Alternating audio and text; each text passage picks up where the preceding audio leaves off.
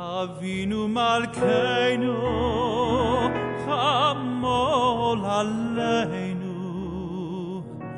Ve'al Ol Aleinu V'tapeinu.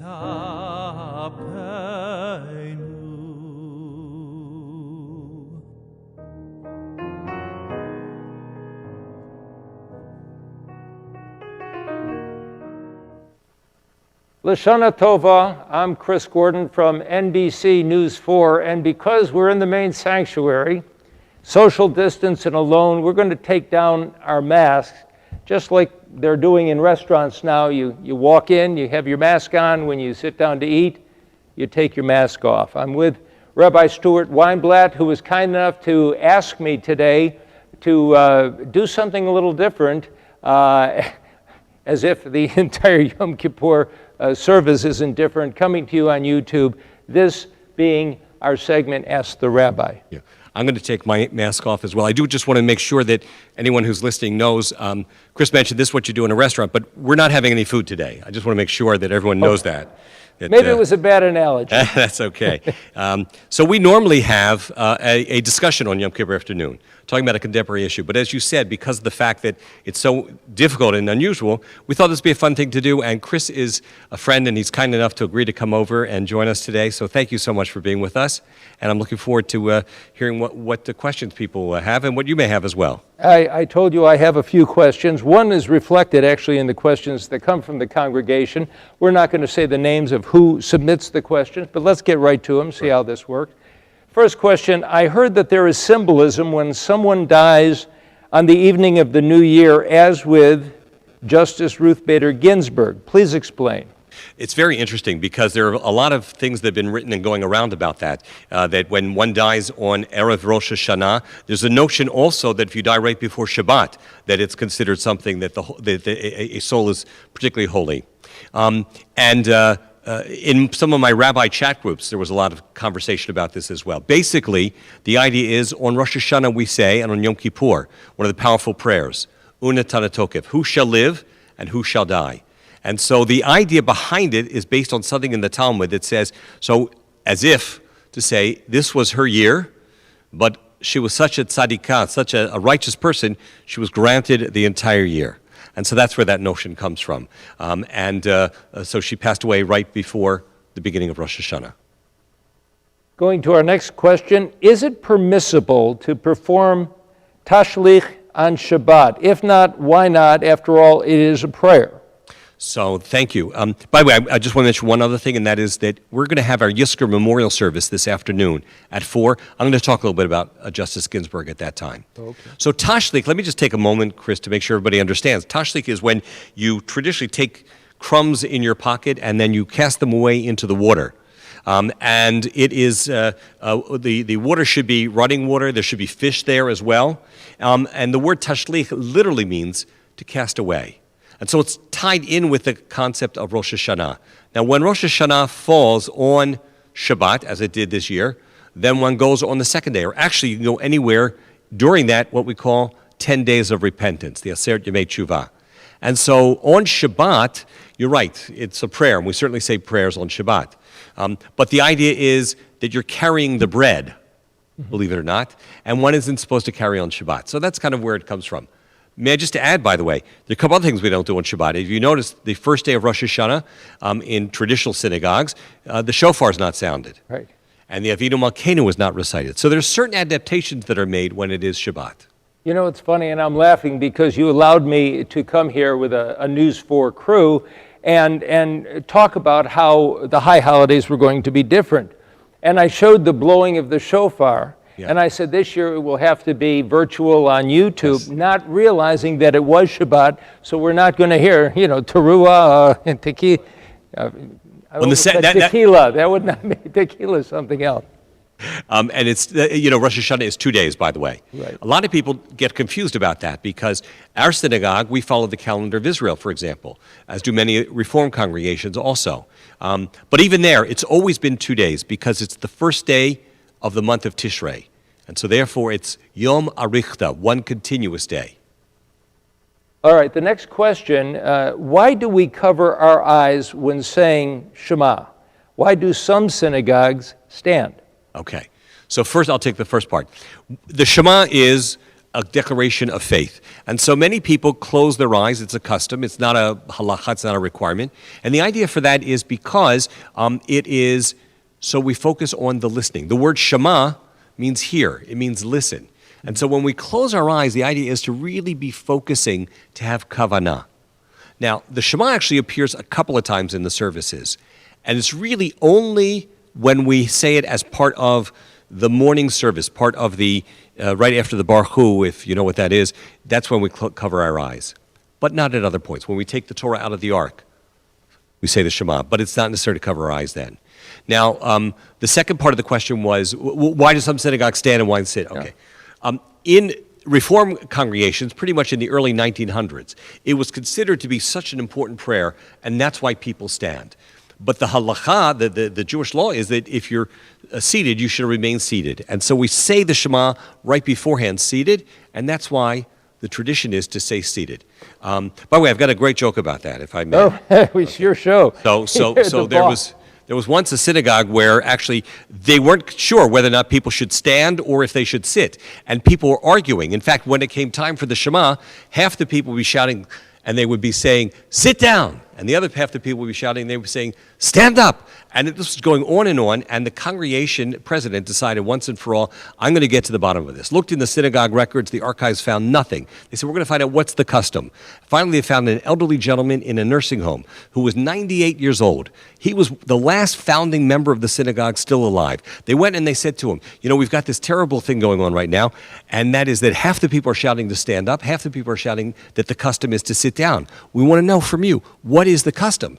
And the old man, he's listening, he says, yes, thus is the custom. He said, what is the custom? He says, thus, yes, that's the custom. He said, what's the custom? He said, that's the custom. We shout at each other. Half of us say stand up, and half of us said sit down. So, anyway. Well, you know, you just brought up and made a distinction of Reform Judaism. So I just pulled one question ahead saying, I know you were an ordained Reformed rabbi. What made you switch to the conservative movement? So in 1988 is when I started B'nai Tzedek with a handful of families. And I had been, I grew up in a Reform temple, Baltimore Hebrew, in Baltimore, obviously. I went to Reform Seminary. But after having been a rabbi for a number of years, there were a few things that I was just not feeling totally comfortable with. Totally respecting the innovations in Reform Judaism, the spirituality that's brought in, the emphasis on social justice and all of that. But one of the things that I found that was constantly emphasized is the concept of individual autonomy, which means that each person can make their own choices as to what they're going to do. Well, the reality is, first of all, every Jew is going to decide what they want to do anyway. Even Orthodox Jews, there are no two who necessarily follow exactly the same thing. But to make that the foundation, the fundamental principle, means that then you lose that emphasis on community, on continuity. And so those were some of the things that I came to be disillusioned with, so to speak. I remember one time I was teaching someone who was in a previous congregation, and they said to me, Rabbi, the thing I love about Judaism is you can do and believe and say whatever you want. And I realized that's not actually what Judaism says. It's a very big boundary. It's very pluralistic. There are very many ideas, but there are boundaries. It's not anything goes. And so that was one major factor in terms of that de-emphasis of community. I felt there was also, I wanted to be able to express spirituality, but within a context of tradition. And I felt that in conservative congregations, there was a greater appreciation of that. And finally, I was also more comfortable with certain aspects of the approach towards Israel. So with all of those things, after having been rabbi in the Reform synagogues, one in Miami and one in Bowie, Maryland, I came to the conclusion that I wanted now to be in the conservative movement, where I could emphasize those aspects of tradition and of community. My sister did live in Jacksonville, Florida, and attended a Reform congregation where the rabbi had been conservative. His father had been a conservative rabbi. He switched to a Reform, and he told me that his father basically said Shiva. Wow.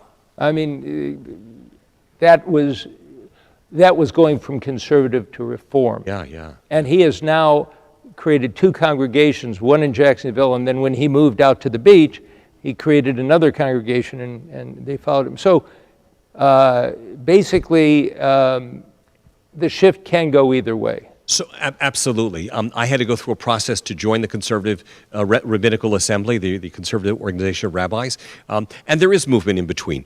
Let me just mention, Chris, that in America we have three primary denominations, Orthodox, Conservative, Reform. There's some others as well. There is Reconstructionism, which is about 1% of the Jewish population. There is something called, there's also Humanistic Judaism. There is something called Renewal Judaism.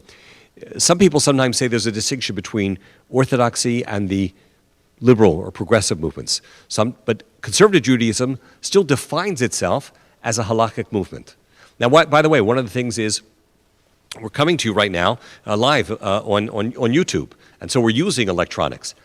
Excuse me, something which obviously in Orthodox synagogues is not being done. But when that change is made, we try and be respectful and try and do it within the context of justifying it vis-a-vis Jewish tradition.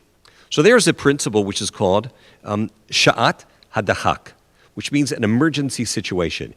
And so our leaders of our conservative movement study that. Some conservative synagogues are not going this path and are remaining traditional. Some have said, okay, for the time being, we will make this accommodation on a temporary basis. So that's one of the distinctions sometimes that we see.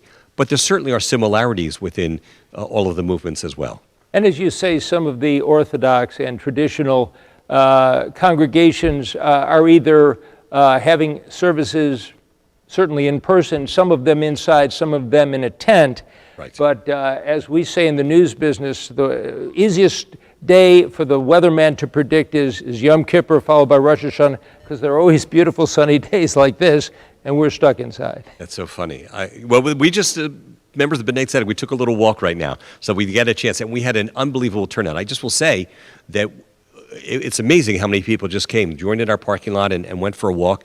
I think people are hungry for human interaction. It's one thing that definitely just was driven home to me. Right. I know I've heard people say next year in Jerusalem. Now they're saying next year in person. Yes. That was the last line of my sermon this morning. Was it really? Shana Haba'ah B'nai Tzedek. Next year here at B'nai Tzedek. Well, I didn't get it from you, but I'll attribute it to you next time I use it. Continuing with the parsha about the binding of Isaac, this questioner says, I have some questions, so I'm going to read both of them. Is there any mention of Isaac's thoughts and emotions after the event? Any fear of his father or God for asking this of Abraham to kill him or with a knife? Surely Isaac had anger, fear, and other strong emotions that needed to be addressed. In what ways did this event change the relationship between Isaac and Abraham? I believe Isaac was a young teenager at the time, and he must have experienced a full range of emotions toward his father and God. Wow. Well, the Akedat Yitzchak is what we refer to it, the binding of Isaac. It's what we read on Rosh Hashanah, on the second day of Rosh Hashanah. It is a central part of the service. You know, one of the reasons we sound the shofar, the ram's horn, is ultimately the ram is sacrificed instead of Isaac. It's only about 10 or 12 verses, and yet it is such a compelling story. It is so unbelievable. Every aspect of it is packed with meaning. And those questions are very, very interesting ones and very important ones. We have the Bible. But in addition to the Bible, then Jewish literature has something called the Midrash. And the Midrash is so fanciful, it's so creative, it's so imaginative. The product of the rabbis studying and poring over every single word, matching a word in Genesis perhaps sometimes with a word in the book of Psalms, and then connecting them together as if it's one fluid document, the Torah. And so our rabbis in the Midrash ask some of those very same questions, which to me is always so remarkable, that here we are in the 21st century, and we can see that people 2,000 years ago had some of the very same questions that we have. And so in order to find the answer to some of those questions, we need to look to the Midrash, because it's not in the Bible. So I'll answer part of it first, and that is Isaac and Abraham never speak again. Never speak to each other. Never speak to each other again. So it's interesting, because when they go up the mountain, it says, Vayelchu shnehem yachdav, and the two of them walked together. They go up to the mountain. Abraham has this scene where he puts Isaac on the altar. He's about to slay him, and then the voice comes out of heaven telling him not to. And then afterwards, they walked down the mountain. And it says, instead of Vayochu shnehem yachdav, and the two of them walked together, it just says, Vayelchu yachdav. And they went together. They walked. It doesn't say the two of them. Mm-hmm. And if we look at the Bible, we find there's no other record of a conversation between Abraham and Isaac. So you tell me, when we ask a question like that, absolutely. Our rabbis begin to interject in this, and they say that it was a break in the relationship. Not only that, by the way, but it also had a terrible impact on Abraham's wife, Isaac's mother. The very next lines of the Torah, after Abraham comes down from the mountain and after he has gone up from Akedat Yitzchak and has not sacrificed his son, the very next lines we read in the Torah are about the death of Sarah. And so our rabbis in the Midrash connect the two, and they say when she heard that he had gone up to the mountain, she assumed that he had taken him and killed him. She didn't realize he came back alive, and she died at that moment. And so there are all kinds of ways to tie this together. Now, I have to say one thing, by the way, that's so interesting. We don't really know how old Isaac was, and you can read the story from a lot of perspectives. On the one hand, this person who asked the question said he was a teenager. Mm-hmm. Some see him as even younger than that because he's referred to as a lad. But as we know, Sarah had Isaac when she was 90 years old. She dies when she's 127. If what I just said is true, she died right after that. That means then he's not a teenager. He's not a kid. He's 37 years old. So one whole strand of the Midrash says he was a grown man, in which case now it's altogether different. Now is it Abraham who's the man of faith, or is it Isaac who's willing to accept his fate to be put on the altar there? Now, when they're walking up the mountain, Isaac says to Abraham, he says to him, Avi, my father. And he says, Hineni, b'ni. You hear the rhythm, the rhyme. Sure. Here I am, my son. Avi, hineni, b'ni. It's tender. And then Isaac asks an innocent question, which speaks to him being little, which is, Dad, I see you've got the fire. I see you've got the knife. I see you've got the wood. Obviously, you're going to do a sacrifice. I'm adding that part in there. He says, isn't there something missing? I'm paraphrasing a little bit. And meaning, what are you going to sacrifice? So does Isaac know at that point? Does he recognize? He's saying like, hey, what's going on here? You know, something's missing. And wondering what's happening. And Abraham then responds and he says to him, Hashem yarelo b'ni. God will provide, my son. In other words, don't worry about it. God, we'll figure it out. We'll get there. But you can also read that, as our Midrash does, God will provide, semicolon, my son, meaning it's you. So does Isaac know? Does he not know? Do we read it that way or do we not read it that way? Is he innocent? Is he probing? Is he asking his father? All of this is part of the story there. So getting back to the specific question that was asked here, yes, it does rupture the relationship. Yes, we do read afterwards that Isaac is somehow traumatized by this experience. Let me fast forward. You know the scene when Isaac is lying on his deathbed and he wants to give the blessing to his son Esau. But then his wife arranges to have Jacob come in because Jacob is the one who should get the blessing. Isaac doesn't see very well. Isaac, we're told, is partially blind. And here the Midrash that I was talking about says what happened is when Abraham was standing over him with a knife, there was a tear that dropped from his eye into Isaac's eye, and that's what made him blind. So the story is sometimes going to be tied together beautifully, homiletically, from a literary point of view, a philosophical point of view. The story raises more questions than it answers. So Abraham's supposed to be a man of faith, a man of God. What kind of God would command this? All of those questions come back over and over. All right, I told you I had a question, Please, yeah. and it comes from this. The first part you just dealt with, that Abraham was following God's command. But let's take a look at what happened when Sarah gave birth and did not like the fact that Abraham had another child with a handmaid, and wanted Abraham to banish Hagar. And he did that with one skin of water and some bread, right, to the degree that we read that Hagar feared that the child would die, Yeah. and separated herself at a distance. If we're to, start with Abraham, Isaac, and Jacob being the forefathers, and Sarah making such a horrid request, I don't understand why Abraham didn't find a more humane way to banish Hagar and set her up, so to speak. Now, God said, don't worry to Hagar, your son will start a new religion. Ishmael, if I'm not mistaken, was an Egyptian. And relationships historically since then have not been good. I've always thought maybe that was the schism that started right then in an act of violence and a very, very cruel act. So let me comment about a number of aspects of what you've asked. Yes, ultimately, the Ishmaelites are seen as the ancestors of the Arab nation. And so there's this difficult relationship that exists there that can be traced to that time. However, I want to say a few things about that. Remember, I just mentioned a few moments ago that Sarah passed away at the age of 127. Mm-hmm. What people often don't realize is Abraham then takes a second wife. And the Midrash, the fanciful stories that I told you about from the rabbis, guess what they say? The wife was Hagar. That he goes and he takes her back. So it's an amazing, again, it's not in the Bible, but they base it on the Bible to say that there was a reconciliation, if you will, number one.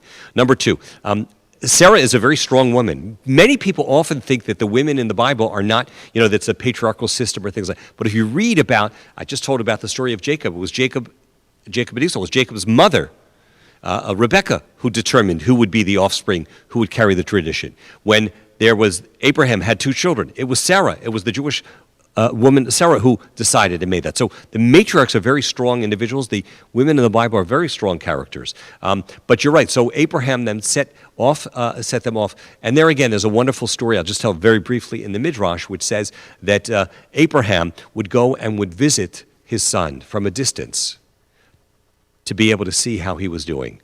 And so the bond between the father and the son was always eternal and always there. Very interesting, very interesting. Thank you. Next question from your congregant. After the somewhat sudden death of a relative who was young, you told me, Rabbi, not to ask why, but more recently you told me it's okay to ask questions and that I should. I am confused. Can you please explain? Okay. So that's referring to, there was an individual, and when I was speaking with someone who experienced the loss of a relative and kept asking why would God do this? And to be honest, I just didn't think it was being very productive at that point, in the sense that it didn't matter. I could have given a perfect answer and it wouldn't have mattered. That's not a time for theology. It's not a time to ask why. It's a time to mourn. It's a time to feel sad. It's a time to feel that loss. It's a time to say Kaddish. It's a time not to be cut off. And so I said to the individual then, as I've said to other people at the time, now's not the time to ask why. With the passage of time, then the person happened to say to me, why such a... Then they said, well, wait a minute, Rabbi, you told me not to ask questions. And I said, no. Judaism loves questions. Look, we talked about the Manish Tanah on Passover. We asked 4 questions. Elie Wiesel used to talk about the Holocaust in very powerful ways. And he said, we may not have the answers, but the important thing is to ask the questions. Also within Judaism, we have this wonderful tradition of questioning God and of challenging God and of entering into a dialogue with the text and with our past, with our ancestors. So I don't want anyone to ever think that Judaism is doctrinaire. I don't want anyone to ever think that Judaism is a fundamentalistic, literalistic religion. I just spoke about the fanciful ideas of the rabbis in the Midrash. It's great imagination. One of the hallmarks of Judaism is the fact that we believe in the importance of asking questions. So there's a time and a place for everything, is what the book of Ecclesiastes tells us. So I would say there's a time to ask why, and there's a time not to ask. And perhaps in the immediate time of loss of a loved one, it's not necessarily a time to ask. Aaron was silent when he had to encounter with the death of his son. But by the same token, there are times in which we do ask questions, and that's important. Going back to the, I just want to add on a question of mine. Going back to the early civil rights era, there was a very close relationship of activism between the Jewish community, members of the Jewish community, and the black community. Yes. Which seems to have diminished, deteriorated, taken different forms over time to a lesser extent. Now with the Black Lives Matter movement, what is the state of and what do you foresee as the future of the relationship? So first of all, it's interesting you mentioned about the history. In my office, had I known you were going to ask the question, I would have brought out here. There's a picture of the famous March on Washington, where Martin Luther King is leading the march. There are two famous pictures from that era. One is when he's on the Lincoln steps of the Lincoln Memorial, and the other is when he's actually marching. Well, if you ever get a chance to look at the picture, there's a guy right behind him. That man is my father. Oh. So my father marched with Martin Luther King. So you're very right, true, to talk about the fact that this symbiotic relationship, civil rights spoke so much to the heart of Jews. I remember growing up, my rabbi was very involved in the civil rights movement and civil rights demonstrations. And absolutely, Morris Abram, about whom one of our members recently wrote a biography, talks about the involvement in the civil rights movement of the Jewish attorneys and of in so many different ways. It was a natural. We believe in the cause of freedom and liberation, and Martin Luther King was such a wonderful friend to the Jewish community, believed strongly in the importance of freeing Soviet Jews, believed very strongly in the importance of supporting Israel, believed very strongly in condemning anti-Semitism and anti-Zionism. And so he was such a strong leader. It was a natural kind of a relationship, and it made sense from all of the teachings of Judaism that we emphasize justice, social justice, we emphasize equality and things like that. If we fast forward to today, there were some rocky times along the road, along the way. In the 1980s and parts of, without going into too much history, but had to do with also the issue of quotas and civil rights, whether or not that was fair and so on. And there was, to be honest, there were increasing aspects of those within the civil rights movement who were not interested in working together with Jewish community, but who were expressing anti-Semitic comments and things like that, were taking the fore. And so the rupture and distance began. We fast forward to today, the Black Lives Matter movement.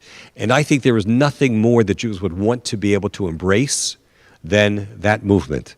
In terms of racial equality, in terms of the injustices that are being done, in terms of the shooting of black men in so many instances so unjustified. And yet, there are leaders and there are statements which have been made in the Black Lives Matter movement which have been very hurtful and very discriminatory towards Israel, towards the Jews and the Jewish community. And so what should be a natural is not so natural, in part because of that aspect of the anti-Semitism and the anti-Zionism, which is anti-Israelism, of certain aspects of the Black Lives Matter movement. So I gave a fireside chat a few months ago, and I made a distinction between those organizations affiliated with Black Lives Matter, which are anti-Semitic, with which we cannot partner, and in fact don't want to partner with Jews, and the concept. I think we will always support that concept, which is that black lives do matter and that injustice needs to be addressed. That doesn't mean that we don't think that there are other lives that don't matter.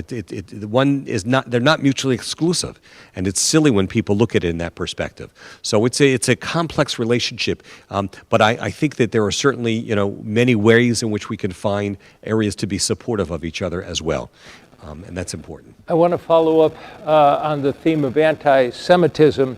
Ever since Charlottesville, we remember pictures of marchers at night carrying lit torches, chanting, depending on, I understand, which news station or channel you watch, they were either chanting, "Jews will not replace us," or some stations chose the refrain, "You shall not replace us." But anti-Semitism seems to have grown since Charlottesville. Are you concerned looking forward? So first of all, the phrase that they were with those torches, it seemed evocative almost of Nazi-era marches in the 1930s. And it was very scary to see some of that. And as they were proclaiming, "Jews will not replace us," to tell you, I looked at these guys. I think, why would we want to replace these guys anyway? They're a bunch of anyway. But that's besides the point. But what I wanted to say is the aspect of the anti-Semitism has certainly grown a great deal, and it is of concern to us. It is a problem which we've seen now. The killings in Pittsburgh, synagogues across the country now have guards who come and need to protect us in the context of our services. We see it within Europe as well. So it is a growing problem. It is a phenomena that I think there's a great deal of justified concern about it. 3 weeks ago, I had an opportunity to visit a friend, along with my wife, in Pittsburgh. And the friend's brother was the president of the Jewish Community Center during the time of the mass shooting that killed 11 at the Tree of Life Synagogue, which was really 3 congregations. And what I didn't know, we went there on a Friday morning, and around the perimeter there's artwork from Parkland students, artwork from Pittsburgh high school students, artwork from students from Newtown, families that know the disaster. And as we went toward the entrance, it was blocked off by fencing. And I said to my friend, is this because of COVID? Is it closed? Is it construction? And she told me something that I didn't know. Tree of Life has never reopened since that shooting. And 3 congregations today are basically being invited to and participating with other congregations throughout Pittsburgh. Wow. So the situation, I mean, that was certainly such a terrible, terrible tragedy. But it's not the only one. It was followed with other shootings in other synagogues as well. But it's not just the overt violence that's happening, but in addition to that, it's sometimes more covert. Sometimes it has a little bit more to do with just the anti-Semitic comments that are made, comments about Israel, which are so hurtful. Unfortunately, you know, people like to say that Israel can be criticized. Any country can be criticized. That's not what we're talking about. But the singling out of Israel is such an anti-Semitic kind of a thing when they are focusing on that and focusing on Jewish attention. So we're seeing it in so many different areas. There have now been people who are, members of Congress who have expressed anti-Semitic statements, which is very disconcerting and very of serious concern to the Jewish community as well. Well, one of the things I'm grateful for, we haven't mentioned any names specifically or political parties, or because one of the preconditions for my being here today from my station was that it's a spiritual Ask the Rabbi, not a political one. Now, in that context, I'm going to read the next question, so if we can try to keep it Sure. Along those same lines of non-political. Are you concerned about the widening gap between the American Jewish community and Israel? What about the drift amongst American Jews? Yes. By the way, I just want to mention, I have not seen these questions in advance, so kind of like Karnak, where they're asking there. But I'm giving the answer after the question, not before the question. Okay. In terms of the context of the widening gap between American Jews and Israel, it is definitely a problem. I think there are a number of factors to take into consideration. One of them, and I don't mean any offense whatsoever to you, Chris, but certain times there are ways in which Israel is portrayed in the media, which is just very unfair, and especially within some of the national print media as well. We have a situation where Israel just signed a peace agreement with 2 Arab nations, and the Washington Post ran an editorial basically just belittling the importance and significance. It was very short-sighted on their part. So I think one of the problems is that so much of our information comes from the mass media. And so when we use that filter, and that's one of the causes of greater distancing. I think that part of that also is maybe many American Jews don't quite understand the significance, the importance of Israel and the role that it plays, and not only just the role that Israel plays, but to understand the inner workings of what Israel has to deal with in terms of the challenges that it faces every day and things like that. So I, as a rabbi, am very much concerned about that, and have very much concerned about what we could do to try and improve that And I think, by the way, there are rabbis who have contributed to the problem and who have, instead of being more helpful in helping to understand what's happening in Israel, sometimes will contribute to the negativity. I recently formed a national organization called the Zionist Rabbinic Coalition. We now have over 100 rabbis across the country of all different movements who understand the importance of that as rabbis we can do one of three things about this gap. We can either stand by and do nothing, we can speak negatively of Israel and contribute to that gap, or we could try and work to close the gap. And that's what I'm trying to do with this Zionist Rabbinic Coalition. So if there are any rabbis out there, please feel free to join us. Now, this is scheduled to continue to 2:45. It's now 2:37, so we'll have time for a few more questions and try to get as many in as possible. Every business and group is reevaluating life after COVID, i.e. less travel, less office space, more virtual meetings.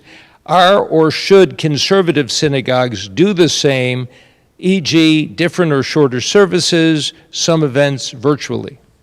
I think it's a little bit of all of the above. First of all, I spoke briefly about it in my sermon this morning, and that is that, and what I alluded to a little while ago as well, that during a critical situation, during a crisis, during a temporary situation, we have to make modifications.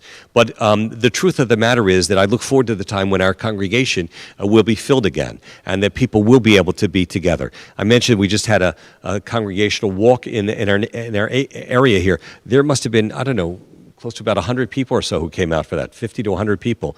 So people need the sense of real contact and community. Having said that, by offering the classes that I've been teaching on Zoom, we've been able to reach people all over the country now, and also our services. Some people told me that there were people in Kenya and Nairobi Kenya, and in England who are watching our service on these high holidays, which never would have been possible. So the question is, how do we preserve without going down that slippery slope? How do we maintain Judaism, and how do we make those adaptations? And so I think these are all things, after the temple was destroyed in the first century by the Romans, our people had to make adaptations then. So we'll have to make some, but the core and the essence is what we have to maintain. And that's one of the things I think is important within the conservative movement approach, which is to still be wedded to concept of halakha, to Jewish law, and not just to throw it out the window. Because at the end of the day, that's one of the things that unites us and that keeps us together as a people. This question says, during the Kedusha, as part of the Amidah, we substitute the words, praised are you, Lord, Holy King, instead of praised are you, Lord, Holy God. Right. It seems to me that the word king is a demotion compared to what we usually say. Please explain. Oh, wow, that's great. On the high holidays, from between Rosh Hashanah through Yom Kippur, these 10 days we refer to as Aseret Yemei Tshuva, the 10 days of return or repentance. There are a couple of times when instead of saying Ha'el HaKadosh, the Holy God, we say HaMelech HaKadosh, the Holy King. And it's not that it's a demotion, it's because at this time we are supposed to be thinking of God as the sovereign. Their prayers were written at a time when there were kings, and that was those kings had a full jurisdiction, and so that's part of what we're supposed to be thinking about at this time. We say Zochreinu l'chaim melech chafetz b'chaim. Remember us unto life, O King, who delights in life. And so there are a couple of changes in our liturgy, very subtle. Whoever asked that question was listening very carefully, which is great. And that's one of them. So it's not a demotion. I love the concept there. But if anything, it's so that we relate to God in that way. So we understand God's not just God, not something distant, but rather a king, rather a ruler, rather someone who is judging us at this time, which then is meant to make us be thinking about our actions and how we try and be better people this time of year. You wrote a book, In the Shadow of Death. And what I want to ask is, you're a cancer survivor. How did your faith, your religion, what part did it play in your recovery? I probably prayed harder than I had at any time in my life. But it wasn't just my prayers. It was also prayers of my congregation and friends and family and loved ones, which really helped to sustain me. One of my members at the time said to me that there were so many prayers. They said to me, the chemo that you're getting, that's the supplement. The prayers are the medicine. It was a beautiful way of putting it. And so when I think about that particular period of my life when I was going through that, it was a time of looking deep within, finding faith. Before every time I received my chemo, with the nurses who were in the room, I held hands with them and we said a prayer. And so it was a time in which there was a great sense of reaching out, a great sense of spirituality, a great sense of reaching to a force both beyond and within. Not necessarily just asking God to heal me, which is one of our prayers, but to give me the strength to be able to deal with what I was dealing with.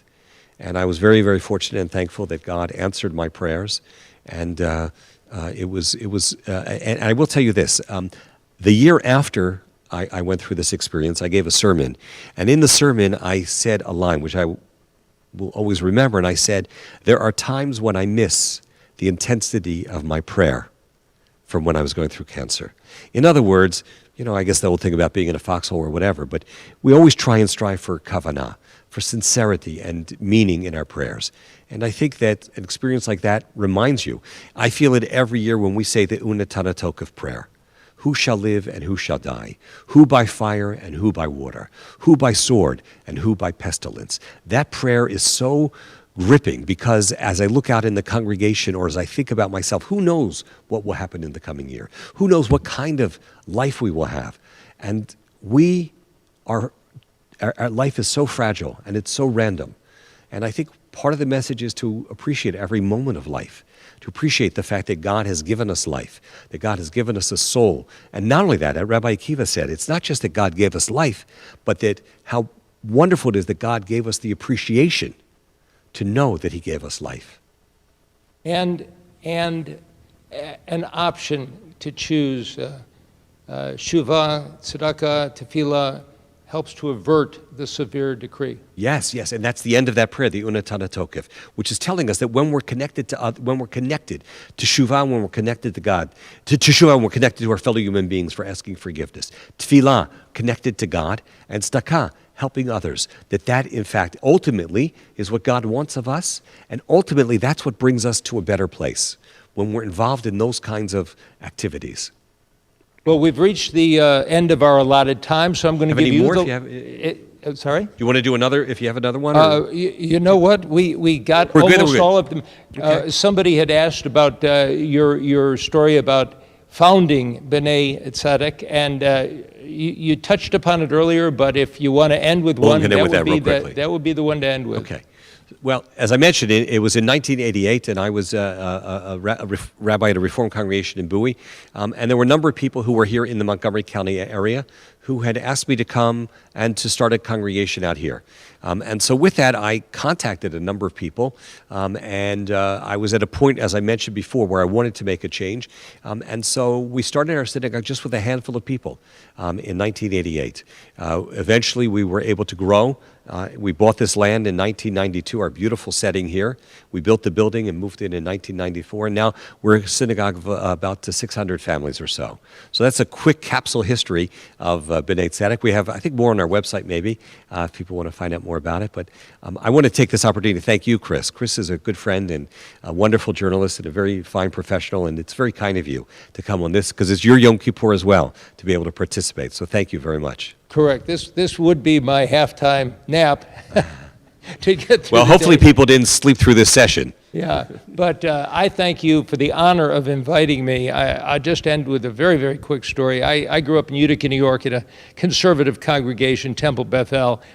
My uncle was, he was, the MC, the host for the community. He was a lawyer, Milton Abelov, and he was my model. And I said, I want to settle in a bigger place than Utica, New York, but I want that kind of role, to be asked to participate, to be asked to be given an aliyah, to be asked to host or MC. I want to go to Washington, but how do you do that? And I'm a lawyer, but I transitioned to TV reporting because I realized that's the bigger soapbox. And the only thing I would like to end with, from my point of view, is it's been a pleasure. I've done a number of stories with you over time. And you struck me, the first time I asked you, I think you had done a prayer either in Annapolis, one of the events, and you struck me as a mensch. So you live the life that you talk about. You live the ideal. You walk the walk. So I'm honored and pleased to call you a friend as well. And so as we bring this to an end, I'd like to say thank you, Lashana Tova Tekatevu, to your congregation and to the entire community,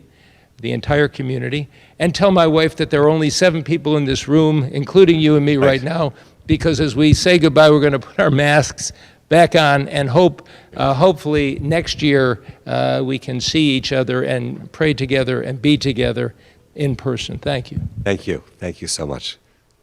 Our next service will be at 4 this afternoon with the memorial service, and then at 6 o'clock, our closing service.